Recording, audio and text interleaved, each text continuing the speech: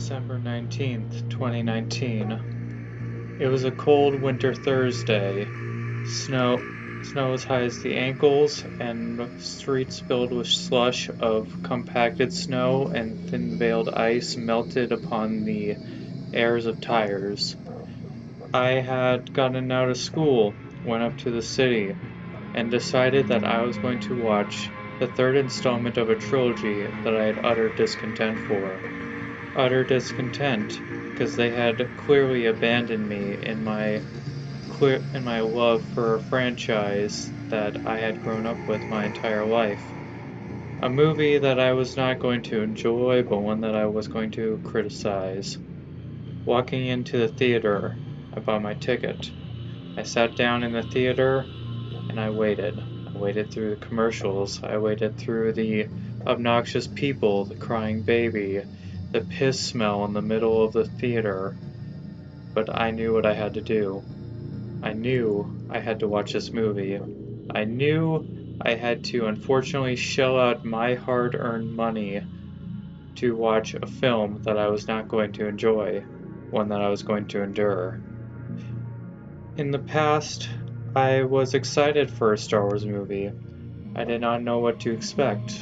I thought it was going to be some grand piece of art that would entertain me for years to come. But The Force Awakens in 2015 did none of those things. It destroyed my faith in my own franchise and questioned my ideals, as I was a major Star Wars fan and was expecting a lot from Disney. I was expecting them to pick up where Episode 6 left off.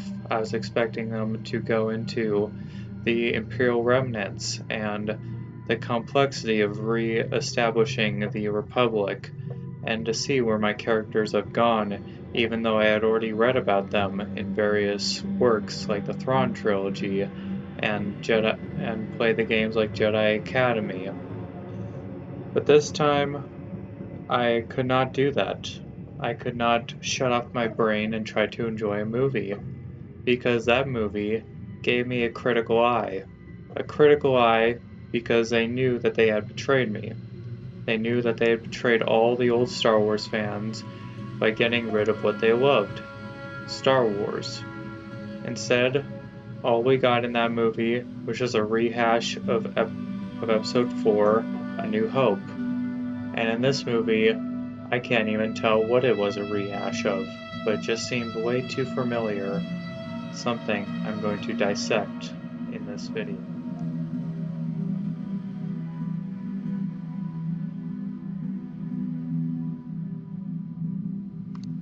The movie opens up with a title crawl describing the details of how much of a failure that this movie was.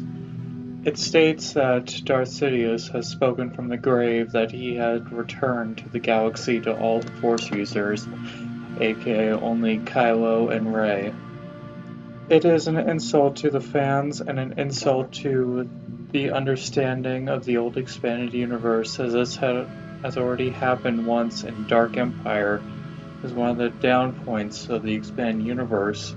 And many fans, even of the expanded universe, will admit that they did not like the Dark Empire series, but this is where they lifted all their ideas and concepts from, including the return of Palpatine.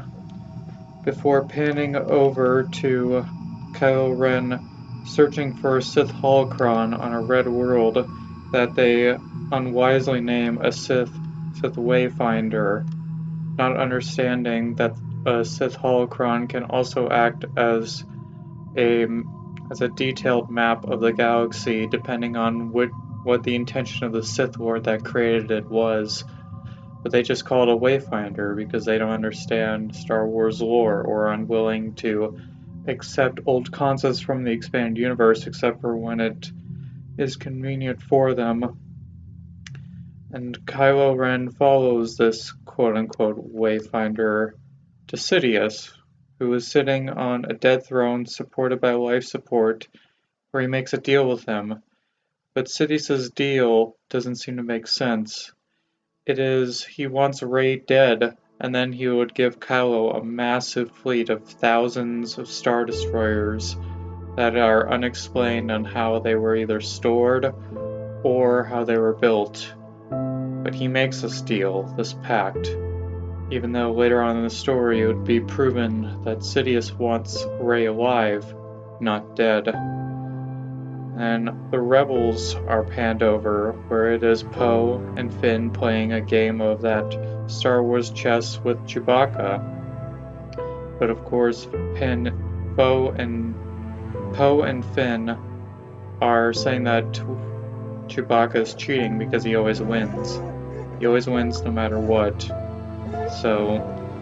And then they are interrupted as they are ready to jump out of hyperspace at a space station that the rebels are hiding out of, where they evacuate some intelligence for the quote-unquote resistance, aka the rebels.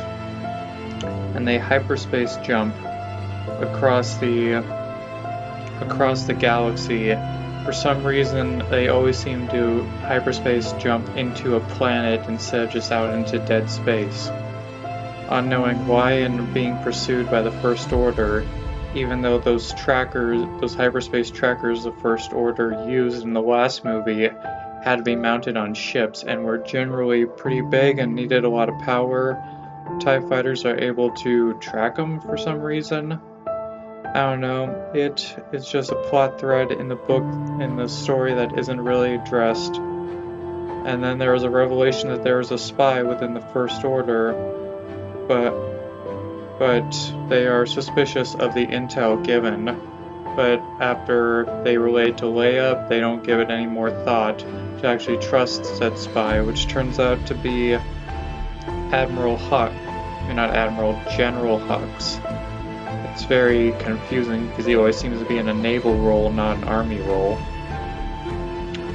And also my gripe with hyperspace jumping: in all Star Wars material, if you jump to hyperspace, jumping into hyperspace, into that alternate dimension, takes a lot of fuel.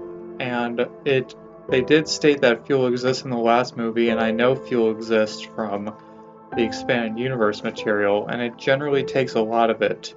So they should be on empty before they even can dream of getting home. But then it cuts over to Kylo Ren discussing with his general staff, his military staff of the First Order, about Sidious's return and the potential alliance with the Sith Order that he has apparently recreated, although they seem to be much more like a cult than the Sith Order. And we are introduced to a new general, General Pyrad, and he isn't part of the old Imperial officer class. General Pyrad seems to be a breath of fresh air and some common sense within this dumbfounded organization that can't even tie its own shoes, but he seems to have some intelligence behind him and much experience, but yet is also a fanatical devotee for some reason.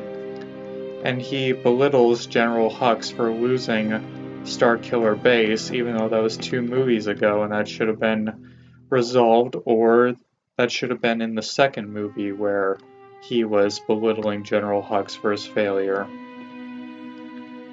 And the First Order military state, to me, it seems like they're doing fine for some reason, despite them losing many strategic assets like Starkiller Base and several destroyers, their main capital ship, a dreadnought, etc., to just a handful of rebels that are barely equipped as is. So, what is this military state? At the meeting, they tend to complain about how they need more allies and they need more ships and more strength, but yet everywhere you look, they tend to be the military dominant power. But then the rebel military state is even more laughable. They completely ignore what happened in the last movie, where it was just a bunch of handful of individuals on the Millennium Falcon, and now they're setting up a base with thousands of personnel and hundreds of fighters. To me, it's inconsistent writing, and they had no direct vision for this movie. They had no direct vision for how this resistance or how the New Republic was going to defeat a re-emergent galactic empire. But then it's implied that the galaxy as a whole is in a state of war, but you never see it. You never see like remnants of the New Republic or local defense forces fighting the First Order. But it is only implied that the First Order is struggling at containing these, but yet you see them dominating planets and civilizations quite easily. It's inconsistent and it doesn't make sense. You need to show and not tell, and that's what they clearly forgot. And yeah, the First Order, I don't get them. On the onset, they look like that they are winning, but from the conversations, it sounds like they're losing.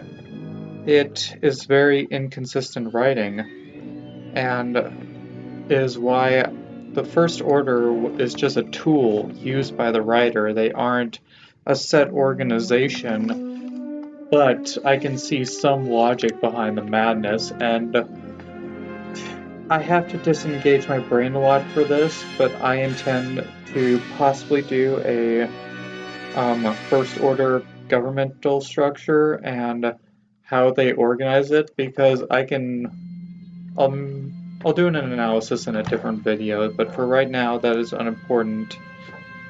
But the rebels learn that there is another Sith Wayfinder, that there were two of them, and they set out to pursue it. And this paints homage to me to the Star Wars Knights of the Old Republic video game, or KOTOR, where you, as Revan, have to go search for these star charts to find the Sith super weapon manufacturing facility, the Starforge. But it's just a recycled plot thread that was lazily slapped in instead of woven in very expertly. Like, I wouldn't have cared if they would have taken the same plot thread, as long as they would have done it justice. And they continue to break the Force in this movie. The Force, to me, I've studied it, I know it, I've read the Book of the Sith, I've read the Jedi Path, and in no aspect of it can the Force bend reality to the extent of material being transported through the Force. You can project yourself through the Force to another place in the galaxy, like you saw Luke Skywalker do in the Last Jedi, but you can't transport physical items to another set place in the universe, even if it's close by. That is law breaking when it comes to the Force. You never saw that in any books, never saw that in the comics, you never saw that in the video games, you never saw it in the movies. It was just put in here for plot convenience. And it is boring and lazy writing saying that, oh, the Force did it. It's like a wizard did it. And it is, in my opinion, just very disrespectful to the old expanded universe and to the way that the Force is understood before this. And because of this, they tend to also forget what the dark side is and the followers of the dark side. Like, they have this opinion that the Sith is this kind of cult organization, but they really aren't. I've played many video games, many books, have understood what the Sith Empire during the Great Hyperspace War. They were more of sorcerers, and they were the more cult-like.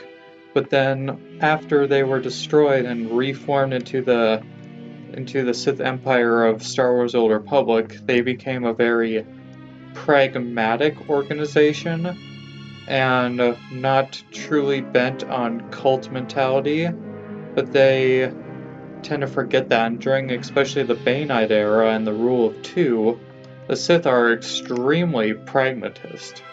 But in this, they make Sidious wanting to build a cult around him.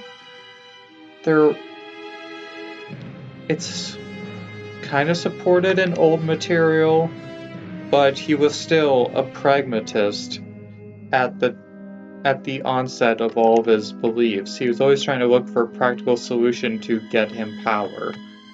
He manipulated the Senate to get power. He didn't just try to build an army elsewhere and take over the Republic. He took it from within because he knew that that would be a pragmatic and workable solution. He didn't just subjugate the galaxy right away. After he took control, he sowed the seeds of authoritarian belief into the Empire over time and cracked down on many policies. You don't do it just overnight, you do it pragmatically and slowly, and that's what Sidious was. He was a pragmatist, but they forget that in this movie and just make him to be this cult leader. But then,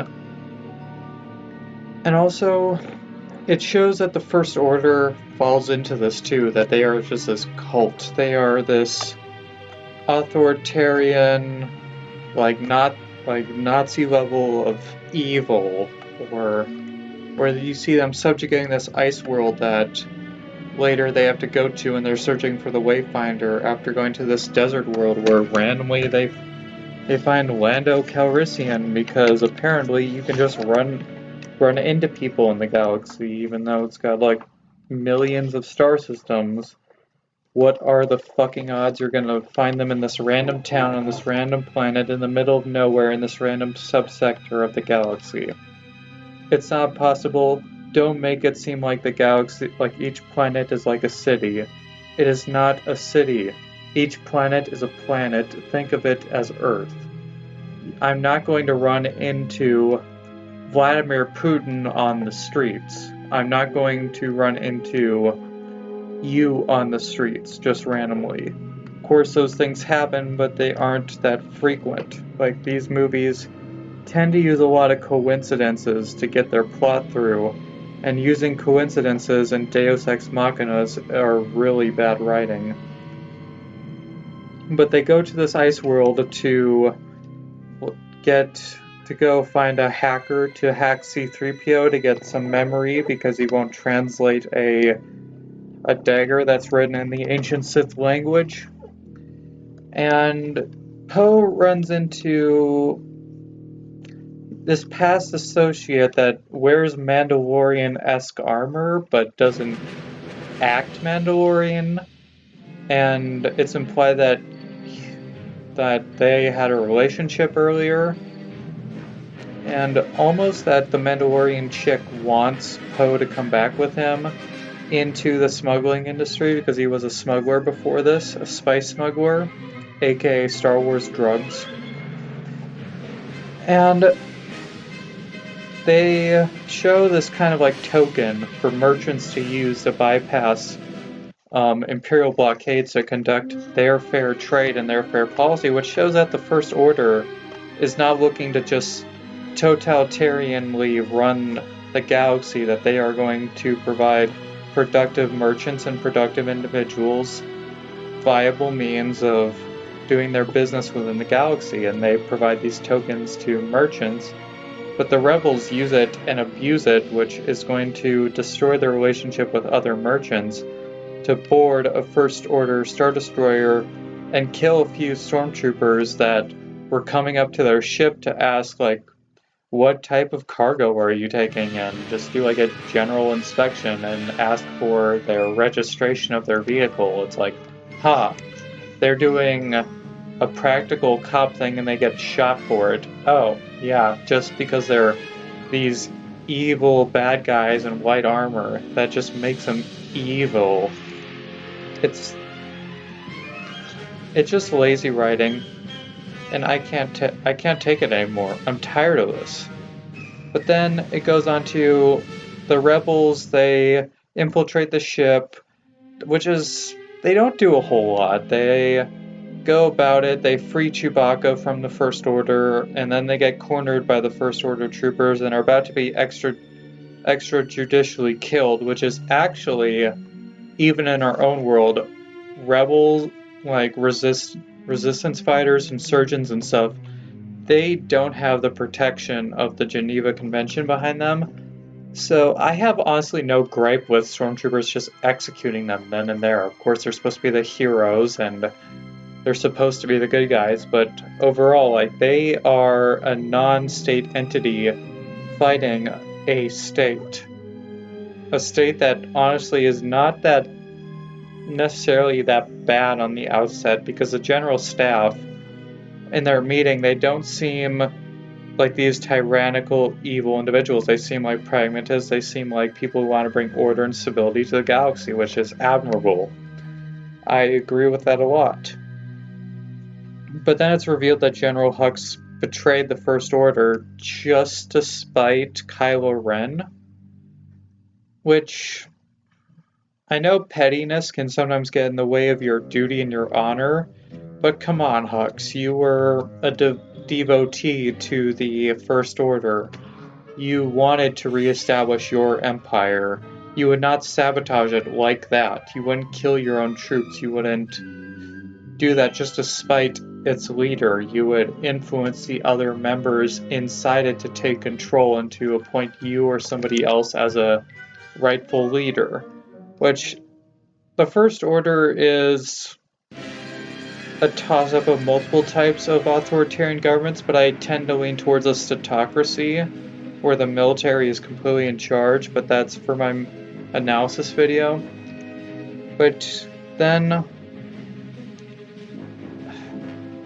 Rey, after she has an encounter with Kylo Ren on the ship twice, where they kind of have like this odd duel between each other in his relic room, and then Kylo Ren goes back to the ship and they confront each other. Rey ends up escaping, and then later they go to find the Wayfinder, which they found the location to be on Endor, where the Death Star crashed. Apparently it crashed and it didn't completely break up in atmosphere. I really don't get that, because like they somehow have like corridors that are still like you can walk through, and there are undamaged portions of the ship. Like the throne room is just still somewhat intact enough to walk through, and the throne is still there, and without it being completely burnt up in atmosphere, or just like the sheer impact from the landing would have destroyed any structure within, because all those G forces are pushing down onto that structure. There would have been nothing left. It would have been flattened, or it would have been in a giant heaping pile.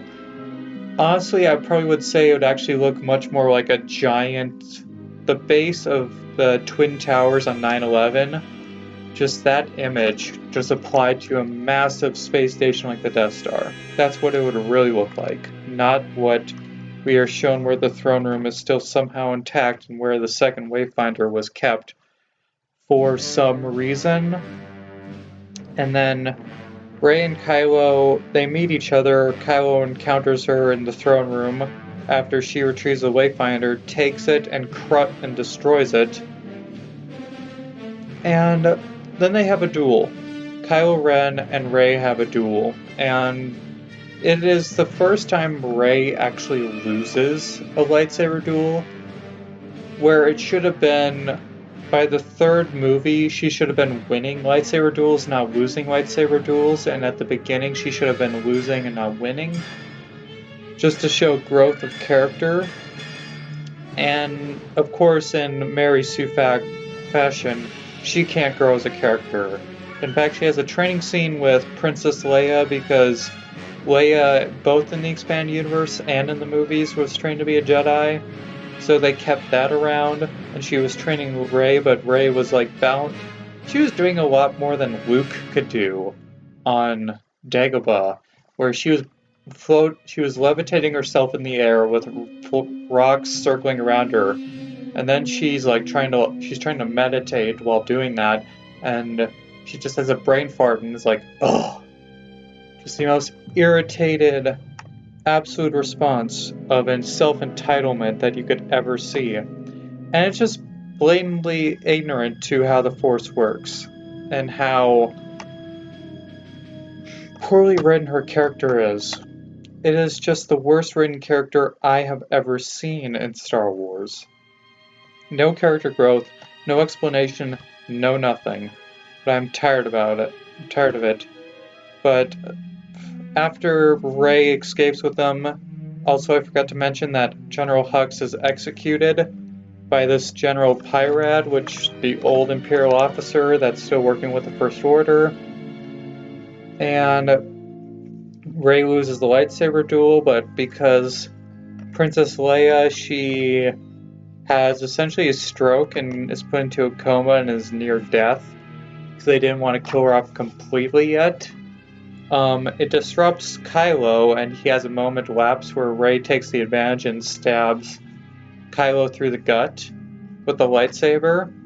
And as he's dying, she senses it too and force heals him, because apparently Rey can also force heal individuals without any prior training. Or it's said that she was trained, but it doesn't show her ever developing it, which should have been like in the second movie of her developing it, and by that time maybe she could heal that, of course. But from what I remember reading, I think it was in Lost Tribe of the Sith.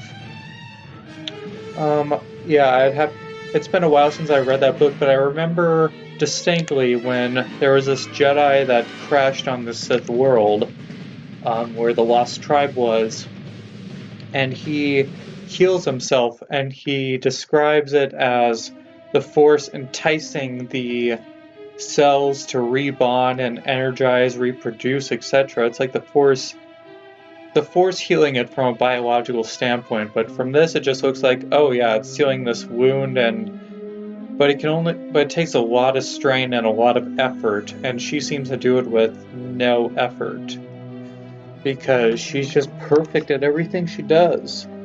And she saves Kylo's life and then takes a ship and leaves. She leaves for Luke's old planet, that Irish island that he was staying on, and burns Kylo's ship as she encountered the dark side while she was looking for the Wayfinder and saw like a vision of her turned to the dark side, like in the trailer revealed it. So that did happen, but it was just a vision, nothing more. And she burns Kylo's ship and says that she's going to stay there, and almost throws the lightsaber in, but Luke, the Force ghost of Luke Skywalker, catches it. He catches the lightsaber, and they don't understand Force ghosts either. Force ghosts, they can interact with the physical plane, but most of those Force spirits, it takes a ton of Force energy for them to, one, project themselves, and two, to conduct any actions in the physical realm. It is just taxing on them. Like, I remember from the Sith Inquisitor story arc, the Lord Calig, he is a Force ghost that guides you and he is your ancestor, but you see him, he can only come to the physical plane a few times because he has such a reserve of Force energy that he constantly has to use up every time he just even talks to you, and you can tell that it's taxing him, but yet isn't taxing Luke to physically grab that lightsaber in the physical plane, and then later he raises his X-Wing from the water, and he doesn't struggle.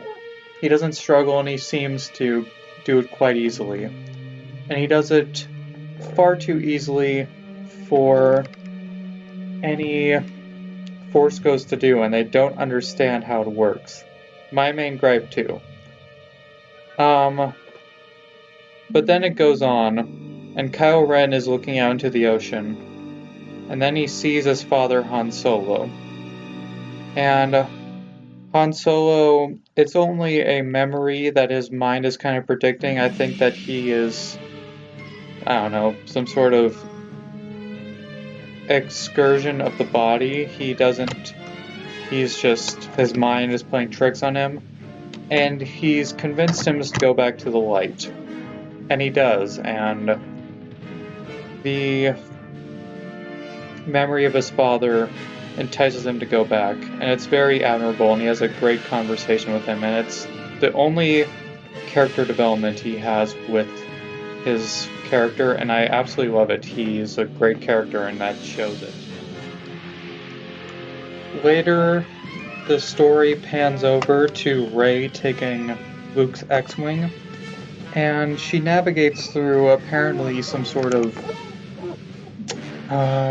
spatial anomaly that is blocking the way to the Sith fleet where they are stationed on this one world, and they are getting ready to exit the planet's gravity, but they need a navigational array, and the rebels conclude that, if they destroy this navigational array, they can destroy the Sith fleet, because apparently 100 starfighters can take on 1,000 Star Destroyers and all their crews and their starfighters and stuff. No, that ain't gonna happen, sorry. But this is the most unbelievable part of the story. And they say that they can take down these ships because they don't have their shields up, because they're in planet, when in the Old Republic video game, you can see Imperial and Republic vessels battling it out in atmosphere, and they have their shields on. Just another thing. And the rebels manage to penetrate the atmosphere, but yet they're not encountered by TIE fighters that should be running patrols 24/7, and more should be launched after that. Another failure on their part. They failed to explain how the Sith managed to manufacture all these Star Destroyers, or if they were remnants from the Empire and they just modified them, with the most lazy plot point ever of having planet-killing weapons on the bottom of them. It's just lazy. I don't like it. It's boring. Why do you always need a planet-killing weapon? Why can't you just ever have, like, this is just a massive fleet, and they have a huge army too, because they could have put in a great explanation, but they didn't. They didn't explain how they had the logistics to maintain probably millions of soldiers and sailors, or probably even tens of millions, to man those Star Destroyers and to field those troops and stuff. They don't understand the logistics behind that, and as a military man myself, you need supplies to maintain a military force on the ground. And it's just hard to watch. It's very painful to try to wrap your head around. And the rebels, they begin to lose. They killed a few Star Destroyers. They destroy the first array, and they're about to destroy the second from the from the First Order Star Destroyer. But then Lando Calrissian comes out of nowhere with this massive civilian fleet. And the First Order says that there's no military markings, it's just people. And it's still a good sign to show that, like, the government needs to be put in check by an armed populace. But how could they field warships, just civilians, without organizations like a militia or a military force? Doesn't make sense either.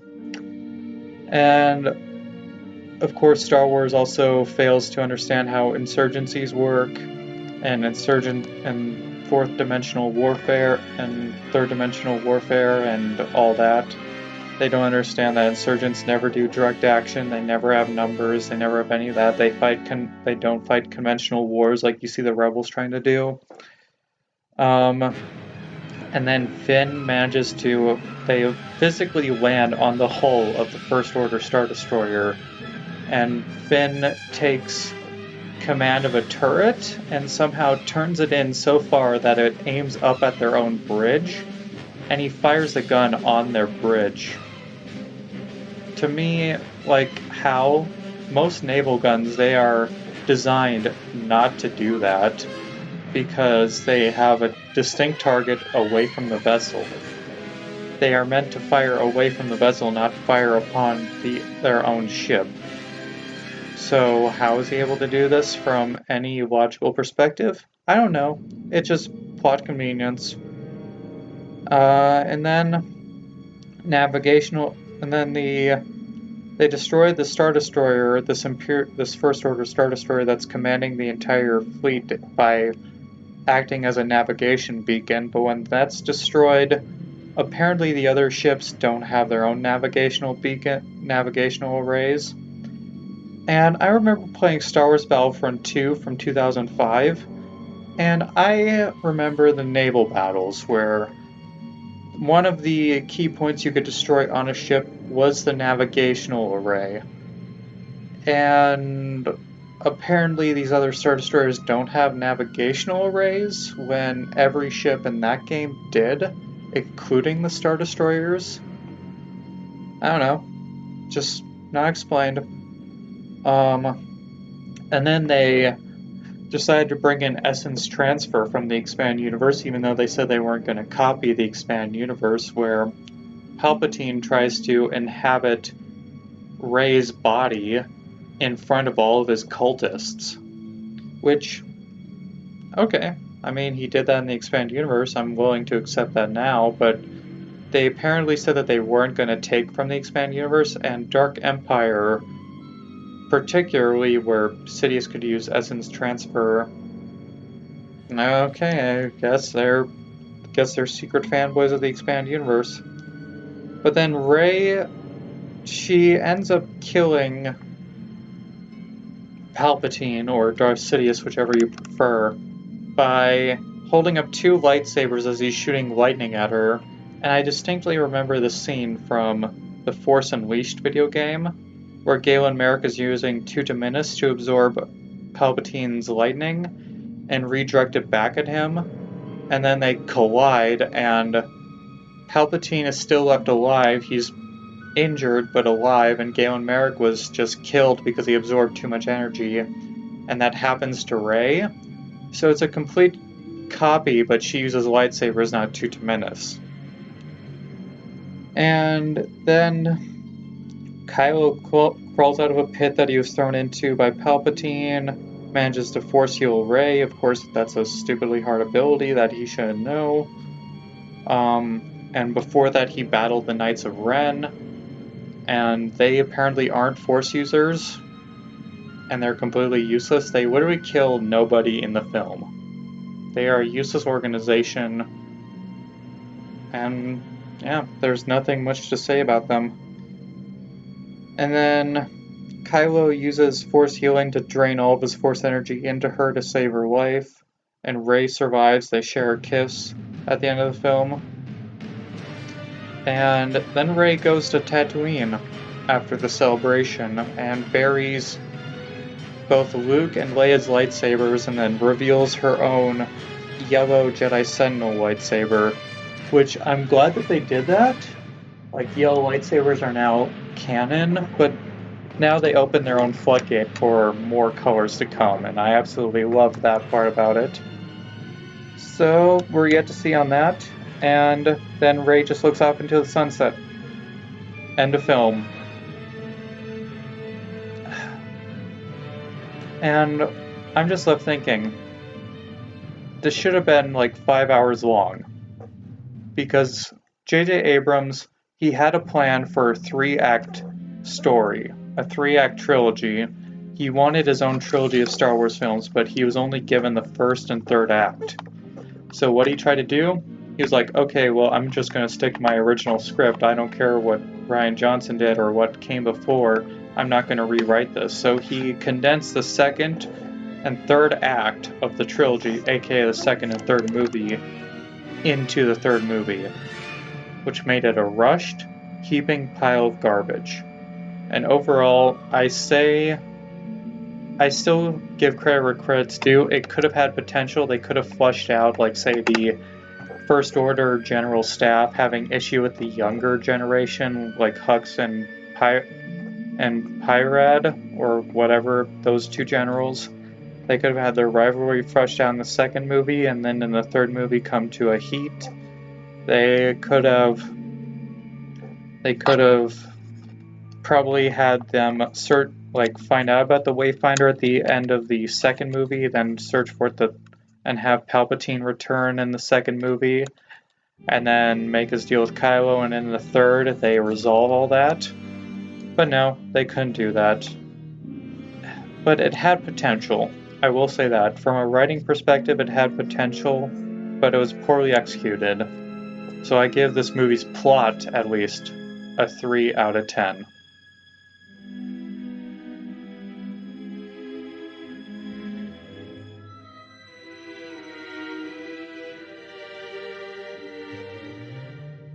The film quality, along with the writing of this film, is as the quality as the plot. The film, it seems to have been edited by a 2-year-old who was cutting between shot by shot, not caring of the plot and the need of the visual aesthetics. And the filming always seemed to be rushed. This film, you could never take a break, you could never pause, you could never analyze anything going on around you. It was just going scene by scene by scene, flashing at the most important points and cutting out all the necessary respite needed in films. Everything was turned up to 1.5 speed and just very painful to watch. You could tell everything was just unnatural about it, and that gave it a sort of soullessness that permeated the entirety of the film. And the dialogue was really, really on point along with the editing. It just was too rushed. All the characters just lifeless, trying to advance the plot instead of it not addressing their character relationships within the film. Each character was bland, boring, had no personality behind them. And this also related to the lack of scene breaks, how characters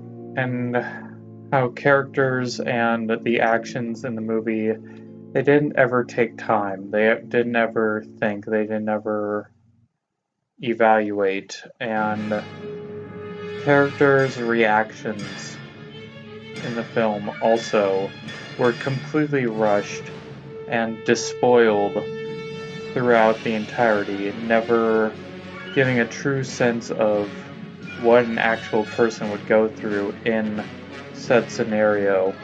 Like, I remember when the heroes got back, Poe, Finn, and Rey, well, no, not Rey, but Poe and Finn, when they got back to the rebel outpost, Princess Leia had gone into her seizure, or something along the sorts, and immediately once they're told, it's just like, oh yes, fall over, die, it's like they fell over in despair, just believing every word, not questioning it, not going to check on the body and then believing it. There was no shock, no disbelief.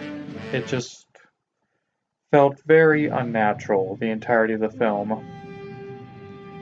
And because of the rushing of this film, they tended to just tell and not show. Like I remember one scene in the film, Poe, they were discussing battle plans, and it was like, oh yes, well, why don't we just ram a Star Destroyer in, why don't we just do hyperspace, the Holdo maneuver? And that was actually a great point in the film, because it was like, they didn't want to break the universe, so they were like, oh, it's a 1 in 1,000 shot. Well, I know Poe is probably smart and he knows a lot about starships, but why don't they at least test that theory once? That would have been very interesting to see, and just see it fail miserably, like in the last film.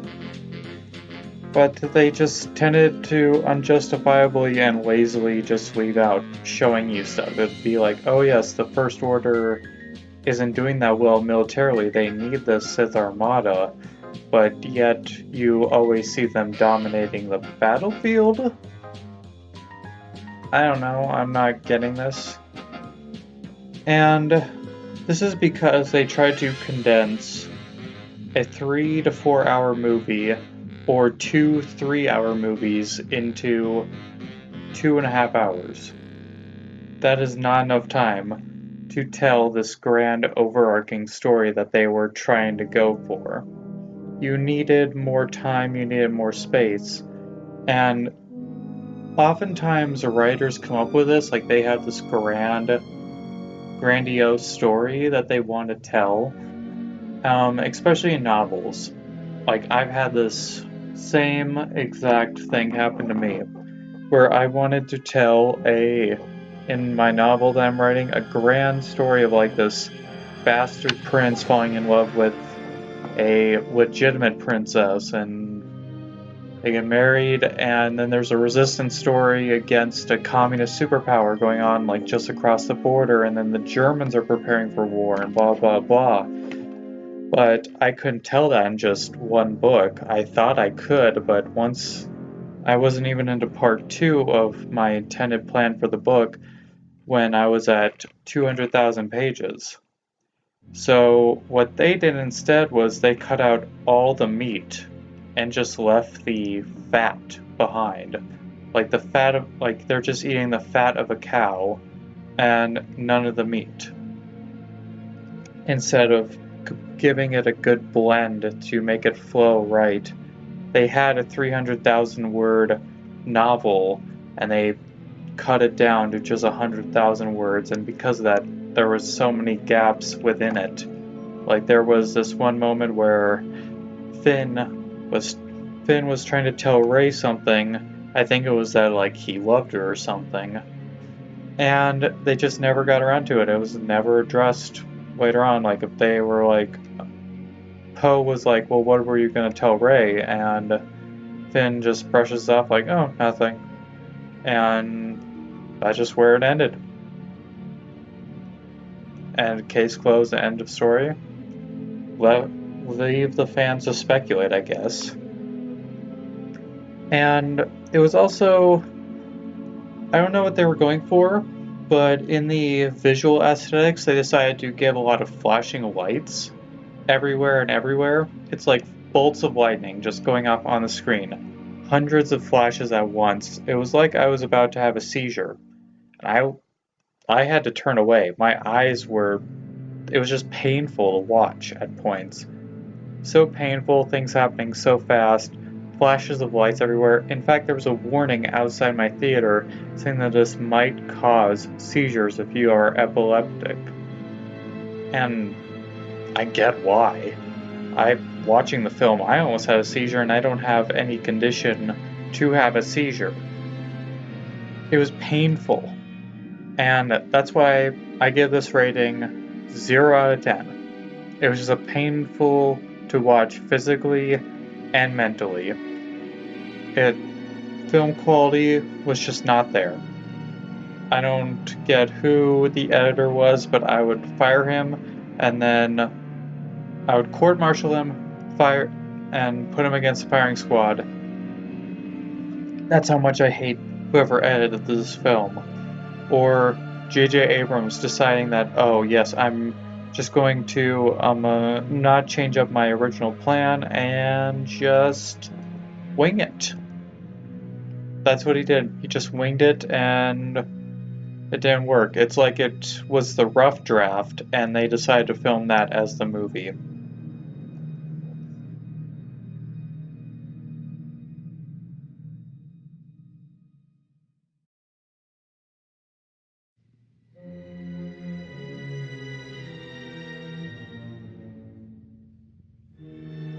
The future of the Star Wars universe is shrouded in complete misery.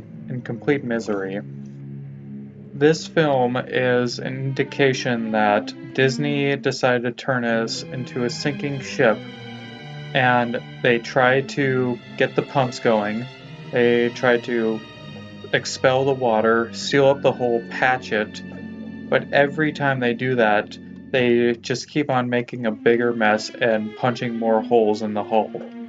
And the water is pouring in, drowning the ship beneath the tides. And this is because they never learned.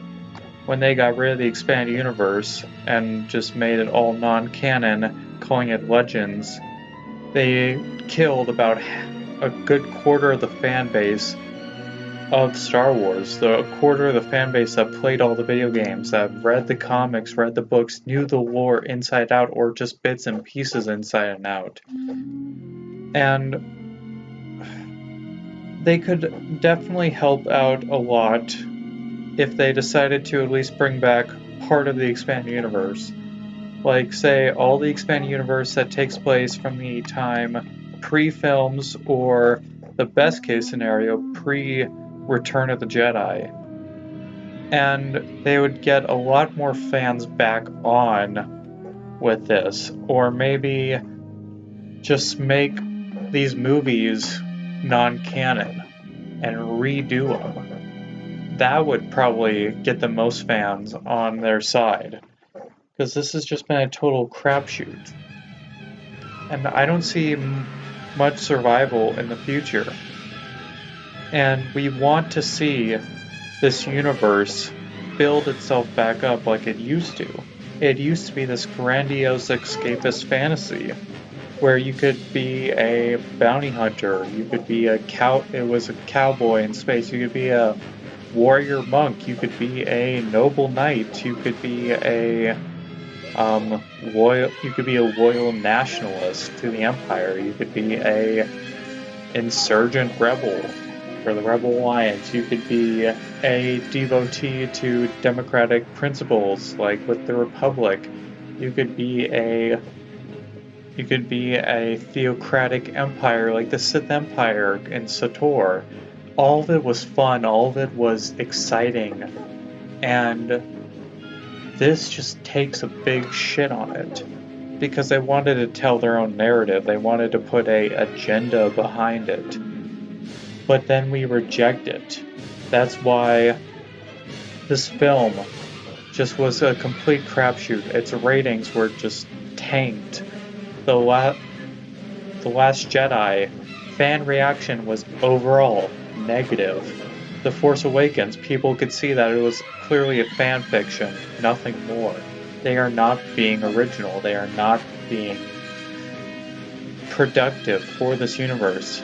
And the only ray of hope on the horizon is The Mandalorian. That show has managed to keep some fans like me somewhat invested. Not in the movies that they are trying to pump out, but in what they're doing on the sidelines, which is genuinely good. I will give them that. Like, it is somewhat good because they tend to listen to us when it doesn't come to the movies. But if they don't listen to us and don't try to make this grand universe from the movies, they are going to turn off the majority of fans. And that's why I don't see this universe surviving very long, unless they do another total reboot or bring back the old universe. Say that this was just completely non-canon all in itself and it was just an illusion. I don't know what to tell them. And to Disney will probably never listen to this. Disney is just locked in their own delusions, and they think that this is what is best for the universe when it really isn't. I'm sorry to tell you that, guys, but this ship is sinking, and it will be sunk if nothing is done about it.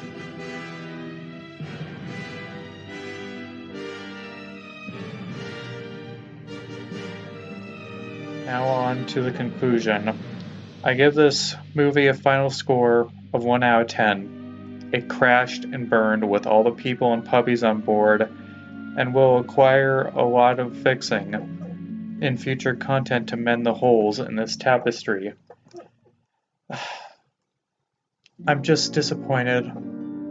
There's nothing more to say about it. Sad to see the death of a universe by one trilogy of movies. And I, unfortunately, am not heard on this. None of us are heard. It is these corporatist elites on top that think that they are doing what is best for their universe by telling these narratives, by telling these lies to the audience. I don't intend to follow their narrative, their objective, their neoliberal perspective. Maybe if they could just go back to an age where writing actually mattered, where good storytelling actually mattered instead of playing to people's emotions only. You need to tell a good story. You don't need a narrative, you need a story. It doesn't matter what the story is as long as it doesn't have an agenda. Because most of the time, people will consume it if it has a good story. Like, say, I will point to stuff like The Shawshank Redemption. Overall, escaping from prison, I mean, he was unjustly sentenced, but that is a crime in itself, but you're rooting for it because the story requires it. And the fact that we root for those things is a manipulation of the story on us.